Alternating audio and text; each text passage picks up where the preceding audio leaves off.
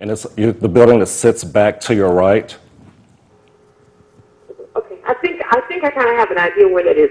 I mean, so we could just bring our family members there. Do you have a place for them to stay, or is it like a residential program, No, or is it just where you just go get assistance or get help for them? if you come to our agency, either our program or a program that you might fit into will be able to offer you that assistance. We don't have housing where we're at, but we were able to refer you out for housing and various services. Because I have a nephew that's actually coming out of a group home, and he's in the gay ring, and he needs a place to stay. I mean, everybody's family house was too small for him. Okay. So basically, we just need to find some kind of location for him, and he told me to call because something was on TV. Let me give you our phone number. This is the phone number for BMAD. We have a separate number. Our number is area code 813 695 4487. 4487. Right. Okay. And if no one answers, that is a phone that's on for 24 hours, 7 days a week. So if there is no answer, please leave a message, and within 24 hours, we will get back with you. Okay, hold on. Give me that number again. I'm driving down the road. I just pulled over. What is the number again? Okay, it's 695 4487. Okay. That's all. All right. Thank you. All right, thank you. Bye-bye. Bye-bye. Okay, now let me ask you this. Do you have some of these young men, like you said, 16 to 24, how do their parents feel about their gay life? That's one of the things that our intervention actually works with. We talk about identity. I mean, they have various issues. I don't want to go into some of their issues, but I mean, some are okay with it and some are not, but that's one of the things that we kind of work out when we actually do the intervention. We actually talk to them and pull those feelings out and make them understand what they're going through and how to identify the issues and how to deal with them. Now, once they accept to be gay, do they go by, I'm sure I know a lot of gay young boys, and their parents are okay with it, or you may have a mother that's okay and the father is not, Okay. And then it's like, to me, it's like the kids are confused, you know what I'm saying? If my son was gay, I would just have to accept him being gay. You understand? If my daughter was, gay, I would have to, whatever, one or the other. I think that it's something that you have to accept if that's the life that they choose to live. Because if you tell them you don't want them to go out there and be gay, they're going to go out there and do it anyway. Right. You know what I'm saying? They have a mind of their own. But then, how do you deal with if I was a parent and my son was gay and I accepted and my husband didn't accept it? How would you all talk to my son or counsel him to let him know, or how would you take a, situation like that? We have a network of referral services, and that's a situation like that. Personally, in my program, would I be able to counsel you or your family on a situation like that? But we do have services where we can refer you out for that, where they'll be able to help you. And do they actually, have you seen results and changes of that? You understand? We do monitor and track our referrals, and so far we've been actually very successful. That is great. That is great. Now let me ask you, how do you feel when you go out? And I'm sure this has happened to you all before. This is one of the questions that came through the email. How do you all feel when you all go out and someone approach you all or give you, they gay? I'm sure y'all have had that before. Happens all the time. Okay. One thing that we teach the guys to be proud of who they are. I mean, you are who you are, and hold your head up high. Society is what it is, Yes. And if they do, everybody's not going to like you. You can't make everybody like you. So you have to come to a point where that's just a part of it. I mean, it's unfortunate, but it does happen. I look at it, we all are human, and that's one of the reasons why we build our social network. That's why we try to get them into nice places like the skating rink and bowling alleys. Let them know, you can go places. Hold your head up. If you conduct yourself in a respectful manner and, have a little finesse about yourselves, things will work out. Those things will change. There you go. We're going to the phone lines. Okay. Caller, you're live. I just want to know, are you asking for the community to accept your gender? To accept our gender? Yes. BMAD, are you asking to accept, your organization? Because I cannot understand, how is it safe sex between two males, first of all, and then for you to come out into a community? I understand religion don't play a race into it, but it is woman and man, and then for you to come out here and teach on safe sex, two men is not safe sex to me. Okay, and ma'am, you are entitled to your opinion, but remember, these are, the things that we're doing are things that have been studied and proven to be effective. So wearing a condom is going to provide safe sex for two men. I'm sorry that you don't agree with that, but that is a fact. No, I don't. I understand and I applaud you by, telling young men to use condoms. I applaud you in that area, but I don't accept the rest of it. Okay, I understand that, but you don't like the fact of men having sex. The reason we teach them to wear condoms, we don't want those guys to become HIV and become ill and have other diseases within the community and die. So when it comes to life versus opinion, we like for them to wear the condom, just be safe if nothing else. Okay, well,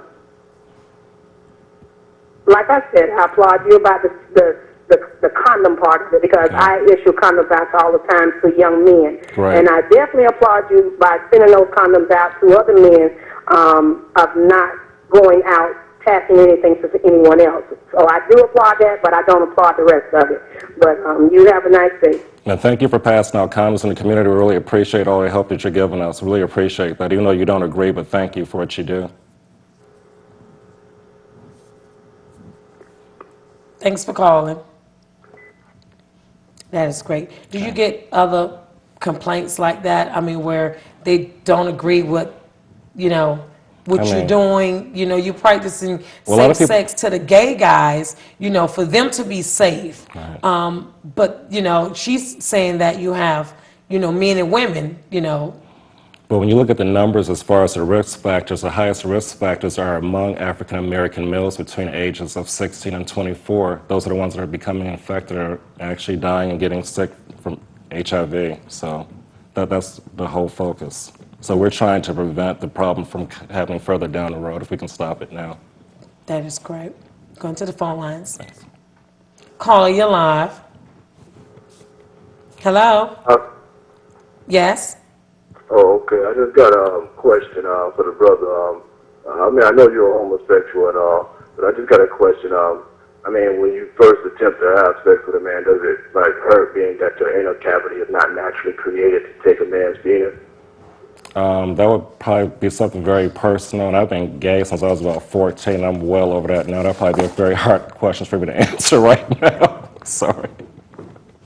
Far as the natural, if you look at the physiology of man, naturally, the anal cavity of a man is not naturally created, but that you can clearly see in the natural geometry of all men, the symmetry, because everything has two sides. So I was just wondering, being that it's not naturally created for that thing, did it hurt or not, or does it feel any way kind of that's unnatural to you? I think for a gay man that's practicing that type of sex, I would say, personally, being a gay man, that would be very natural. So, do you recognize that there are any other animals in the animal kingdom that are considered homosexual? We're not talking about animals. We're talking about young men of color. We're all really animals are created. Man was given dominion. We know that, but we all are created. All a form of animal. Man is just the head animal created in the image of their creator. So, you can look at nature. If nature and life is real all across the board. As far as people are no different than the whole naturality of all of Earth. So I look throughout nature, and it is a form of life. Because life is all one. It's all connected. There's no separation. So when you look at all of that, you don't really see any forms of gayness other than people. People are the only ones that choose it. People are the only ones that also go against the whole ecosystem and destroy it, while all the other animals are in their place and taking care of it. So it just seems like another unnatural process. It doesn't make sense across the natural kingdom. There got to be people that's always trying to alter things,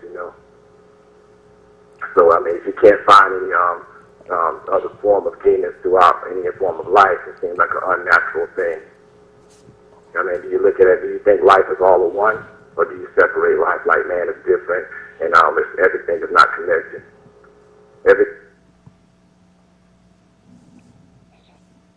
I think he hung out. You lost. Okay. Yeah. Everybody is entitled to their opinion. Exactly. Now, when you get questions like that, I usually don't. I usually don't get questions like that. You don't get questions like that? No. Okay. Yeah, but what I was asking you before the call came in was about the actually different programs that you all are involved in. And now, when you have these young kids that's coming in, these young boys, do you actually start them off? Do everyone have to go through this program to actually be screened? Do you all get them screened and talk to them before you actually accept them into your program? We have a screening process. What we're looking for guys who are at high risk. When I say high risk, that means they're having unprotected sex. They're not using condoms. And we're also looking to talk to those that are, bi-curious and maybe have done, things but not really sure about their sexuality as far as being gay. So we bring them in first, we screen them, we take them through the intervention. And as time goes on, after they actually finish intervention, we're hoping at that point, because of what they learned about HIV, that most likely they will want to take an HIV test. And so at that point, they're ready for testing. And we like to take them through the intervention and then go from there to testing. Well, don't they actually voluntarily want to take? Do you have any of them that reject having an HIV test? A lot of guys are not so apt to have a test initially. They like to first see what the program is about, learn about the risk, and kind of think about it and kind of take the information in and before they actually act out on the actual test. And we do have a recruiter that works for testing. I have a recruiter's name is Marcel Vance. He actually does all the recruiting for testing. So he's out in the community, talking to young men about being tested. He's having them come into the office, and we also give them incentive. They come to the office to be tested, they receive a $25 gift card incentive. Okay. And another one of the questions that I had that was on the email is, why is it that the nice-looking, handsome young men turn out to be gay? That I couldn't tell you. Honestly, I can't answer that. This is a question that I had on the internet when it came up, so I was like... It would be a sexual preference. I mean, that's just her sexual preference. And I guess for the gay community, they would be glad to be nice looking, so plus for the gay community. Wow. Now, do you have a problem, when you go out in the community and someone is like, oh, he's gay, or laughing at him, do you have a problem with that? I don't really encounter that. I haven't encountered that situation. I mean, people know that we're gay, what we do, but my staff, I would say that we're pretty seasoned as far as being part of the gay community, so we wouldn't take offense to that. I mean, people are entitled to their opinions, and if they want to laugh, whatever, that's fine. It's up to them.